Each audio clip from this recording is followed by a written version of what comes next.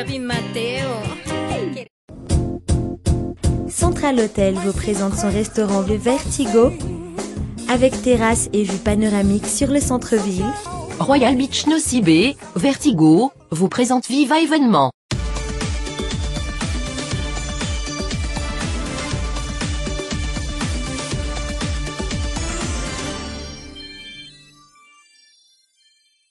Merci à tous d'avoir choisi Viva. Tout de suite, les principaux titres de ce nouveau journal.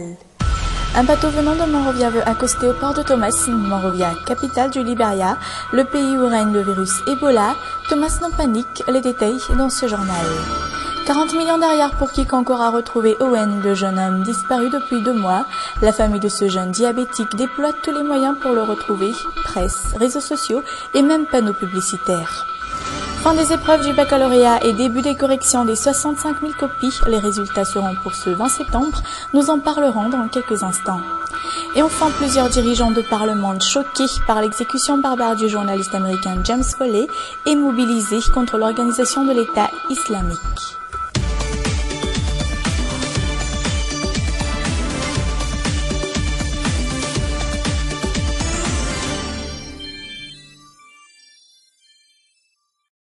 Voilà pour les principaux titres. Avant de les développer, bonsoir à tous et bienvenue dans cette nouvelle édition de Viva Événement. Je vous invite à rester avec nous jusqu'à son terme. La famille de l'Hindou-Pakistanais disparu voilà déjà 2 mois à Thomas poursuit les recherches. Elle est d'ailleurs prête à débourser la somme de 40 millions d'ariars pour toute information fiable pouvant faire avancer l'enquête. Elle use également de tous les moyens dont la presse, les réseaux sociaux et même les panneaux publicitaires. Les précisions sur les images de Nzaran Jiansou. Ce panneau publicitaire sur la route d'Ivanj est hors du commun. Il représente un avis de recherche d'un Indo-Pakistanais victime d'un kidnapping.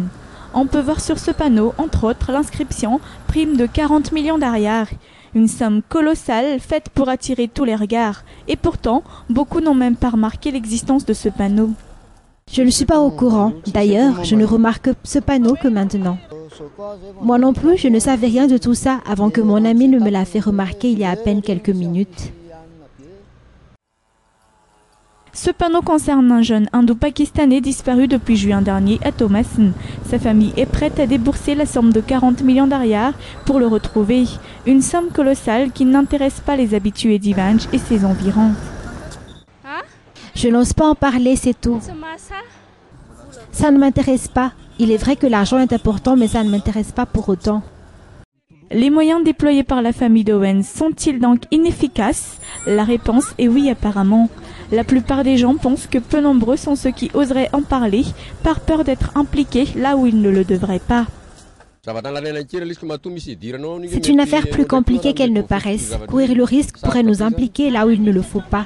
Moi personnellement, je ne pense pas qu'il soit encore en vie vu qu'il est diabétique et qu'il est resté sans traitement depuis 50 jours. Contrairement à ce dernier, certaines personnes croient encore à la survie de ce jeune diabétique. Malgré ce doute, sa famille garde espoir et poursuit tant bien que mal les recherches en usant de tous les moyens, que ce soit les médias, les réseaux sociaux et maintenant les panneaux publicitaires.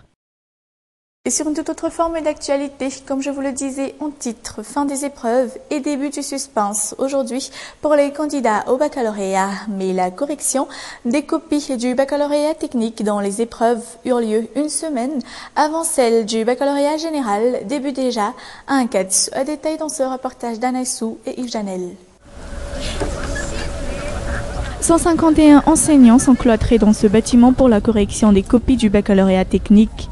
Les corrections dureront 4 jours avant l'informatisation des notes officielles. Jusqu'ici, les corrections se déroulent comme prévu, aucun problème à ce niveau-là.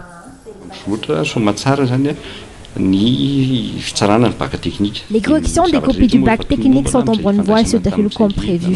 D'ailleurs, on fait de notre mieux pour que tout se passe bien. Et les copies sont bel et bien arrivées ici à l'université d'Antananarivo en temps et en heure la semaine passée.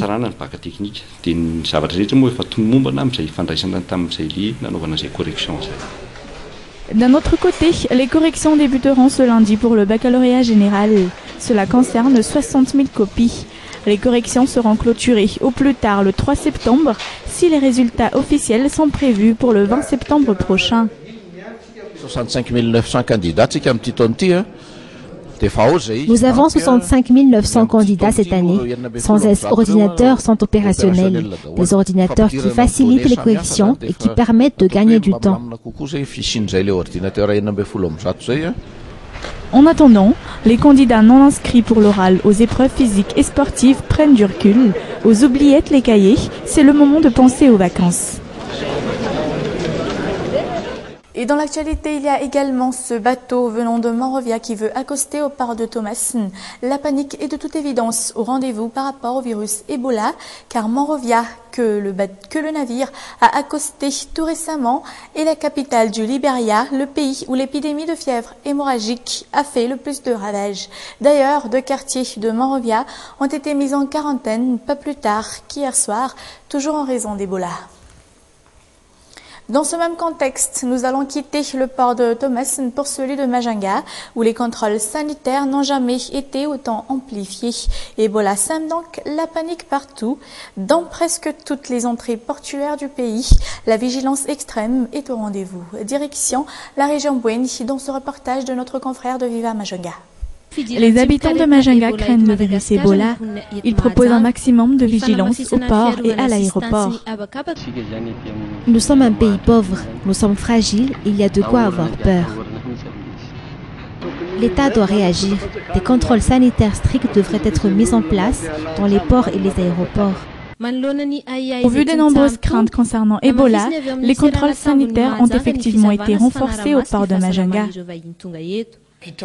Les embarcations comoriennes sont sévèrement contrôlées. Tous les passagers sans exception passent obligatoirement entre les mains de plusieurs médecins. Et avant de descendre du navire, les passagers doivent patienter et attendre la fin de la désinfection de tout le navire qui, dès son arrivée, est nettoyé de fond en comble. En sortant du bateau, les passagers doivent obligatoirement se laver les mains avec du désinfectant. Outre le port, l'aéroport est aussi sur ses gardes.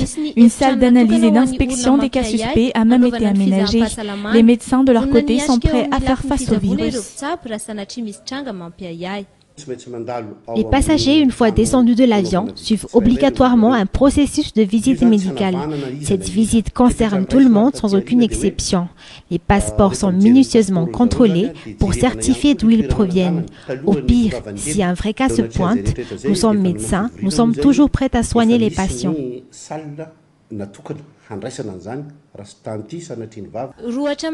La période d'incubation du virus Ebola peut durer 2 à 10 jours avant l'apparition des symptômes. Un mot politique aujourd'hui à la Chambre basse. 3 commissions, à savoir celle de l'intérieur, de la décentralisation et celle juridique, ont été chargées des travaux pour la préparation des discussions sur le projet de loi numéro 016/2014 relative à la représentation de l'État. À noter que ce projet de loi sera présenté en séance plénière demain avant la clôture de la session extraordinaire.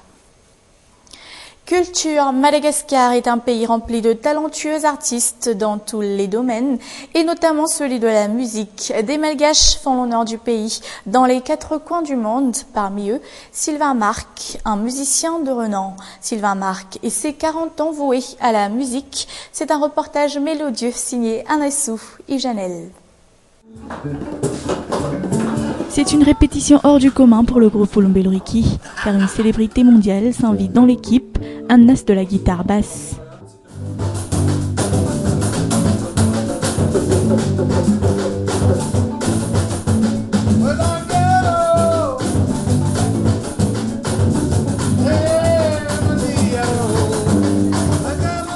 Sylvain Marc a été initié à la musique dès l'âge de 8 ans et aujourd'hui, il est en étroite collaboration avec des stars du saxophone comme Eric Leland ou encore Eric Seva. Des influences qui améliorent de jour en jour ses performances en plus de 40 ans d'expérience dans le monde de la musique. Cela fait des années que je suis musicien et cette passion pour la musique, je l'ai inculquée à mes enfants. La musique, c'est avant tout l'amour. Ce n'est ni question de racisme ni d'égoïsme, c'est de l'amour tout simplement. Non pas l'égoïsme total. Ce grand artiste est le compositeur de 158 albums. Une telle passion vouée à la musique, il l'a transmise à des dizaines de pays dans les 4 coins du monde. Une passion qui lui a forgé de bons moments et de bons souvenirs difficiles à oublier.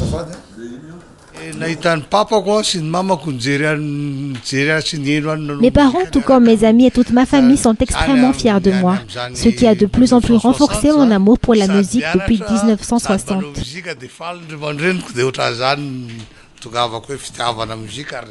Quoi qu'il soit une célébrité mondiale, Sylvain Marc n'a jamais négligé sa nationalité et sa patrie. À raison de ses diverses coopérations avec ses compatriotes, Ricky est un des artistes malgaches qui a longtemps souhaité la collaboration avec Sylvain Marc. Un souhait exaucé aujourd'hui. Sylvain Marc est pour moi un des piliers de la culture et surtout de la musique au pays comme à l'étranger. Alors faire de la musique avec une telle icône requiert beaucoup de sérieux.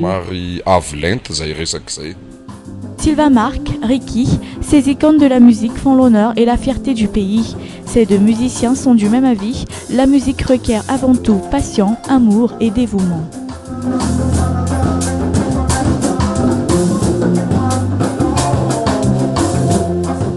Page d'actualité internationale, une nuit de couvre-feu au Libéria, 2 quartiers de Monrovia, la capitale et sa banlieue sont depuis hier en quarantaine face à l'épidémie d'Ebola, comme je vous le disais tout à l'heure. Des mesures ayant provoqué des violences dans le quartier de West Point. 4 personnes ont été blessées dans les affrontements avec la police. Ce reportage de France 24 nous emmène au Libéria pour plus de détails. Situé à côté de West Point, ce marché est désert. Les habitants ne peuvent plus s'y rendre depuis que leur quartier a été placé sous quarantaine ce mardi. Les forces de sécurité surveillent étroitement la zone, veillant à ce que personne ne rentre ou ne sorte sans autorisation. J'ai ma mère, ma sœur, mon frère et mes 2 enfants à West Point, mais je ne peux pas retourner là-bas, alors je me sens mal. Jusqu'à nouvel ordre, les habitants de West Point ne peuvent donc pas se rendre au travail, ni acheter de la nourriture. Ma famille ne peut pas rester là-dedans. Les gens pour qui je me bats dans ma vie. Et maintenant ma famille ne peut pas avoir de nourriture. Je me sens mal. Mais je ne peux rien faire. Je ne peux rien faire. Les policiers ont encerclé le quartier ce mercredi matin.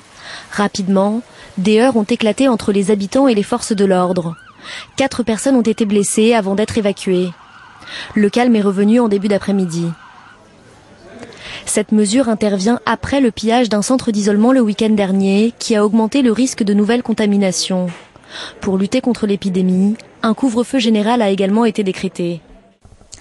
Une exécution barbare, un geste inhumain. Les condamnations sont unanimes depuis hier dans la communauté internationale. La vidéo montrant l'assassinat du journaliste américain James Foley fait donc réagir le monde entier et peut-être même plus que les précédentes exécutions de masse perpétrées par l'organisation de l'État islamique. France 24.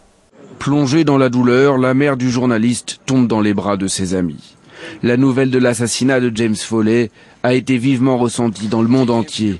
Barack Obama a même momentanément interrompu ses vacances. Aucune religion n'apprend à massacrer des innocents. L'État islamique n'a pas sa place dans le XXIe siècle. Selon la Maison-Blanche, les forces américaines ont tenté cet été de porter secours à des otages américains aux mains de l'organisation. Le gouvernement américain pensait avoir assez de renseignements et lorsque l'occasion s'est présentée, le président a autorisé le Pentagone à se lancer avec célérité dans une entreprise destinée à secourir nos compatriotes. Malheureusement, l'opération a échoué parce que les otages n'étaient pas présents. Les services de renseignement cherchent à identifier l'auteur de la décapitation. Il pourrait s'agir d'un Britannique au vu de son accent. Selon le Guardian, un ancien otage en Syrie dit avoir reconnu son bourreau qui serait le chef d'une cellule comportant 3 Britanniques. David Cameron a, lui, interrompu ses vacances pour traiter l'affaire. Nous n'avons pas identifié l'individu, mais d'après les éléments que nous avons, il paraît de plus en plus évident qu'il s'agit d'un citoyen britannique. La lutte contre l'organisation de l'État islamique s'organise de plus en plus au niveau international. Après avoir longtemps hésité, l'Allemagne se dit prête à envoyer du matériel militaire aux combattants kurdes. Nous enverrons en particulier des gilets pare-balles, des casques et beaucoup d'autres choses. L'organisation de l'État islamique a conquis une partie de la Syrie et de l'Irak en quelques mois. Fin de cette édition, merci à tous de votre attention, merci d'être restés avec nous jusqu'au bout. Prochain rendez-vous demain, même heure. En attendant, excellente soirée en notre compagnie. Au revoir.